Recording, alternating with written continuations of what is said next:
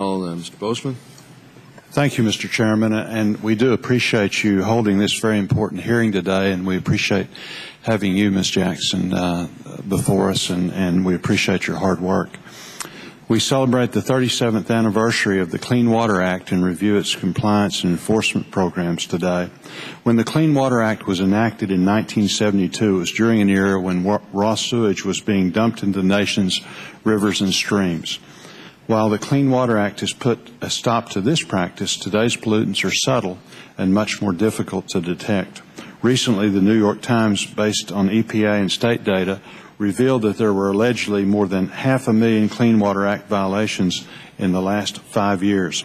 Unfortunately, the data is filled with unexplained anomalies. For instance, the World War II memorial in Washington, D.C., less than 3 miles from here, is cited as having 6 separate Clean Water Act violations.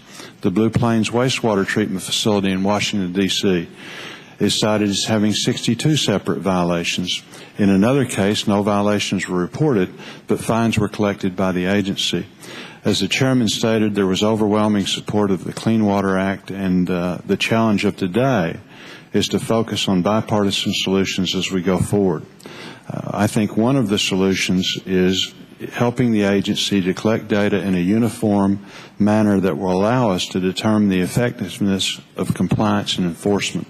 The database utilized by the EPA is full of anomalies which cause into question the value of the data being collected.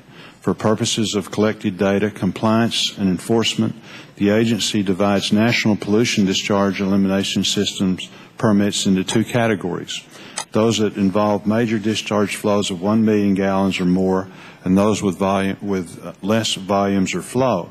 There are 6,700 individual permits in the major category and 39,000 in the non-major category involving less effluent discharge. But the agency collects these data differently for major and non-major discharge permit holders, and there are differences in how states report information to the agency. It's not always clear whether a violation is a paperwork violation or something far more serious. EPA itself acknowledges that there are problems with the database. Until we solve the issues surrounding the database utilized by the agency, we will be unable to determine the effectiveness of the compliance and enforcement programs. Congress and the administration should continue to focus on water quality violations, not paperwork errors. The EPA and the states should work quickly to resolve water quality violations through compliance assistance. Only when compliance assistance does not resolve the violation, the agency and the state should then move towards more formal enforcement actions.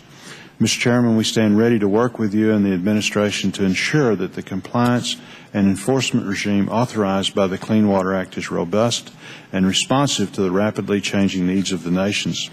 I think it's clear that the agency's databases need to be improved, and I hope the witnesses today will help us in that effort. Thank you, Mr. Chairman.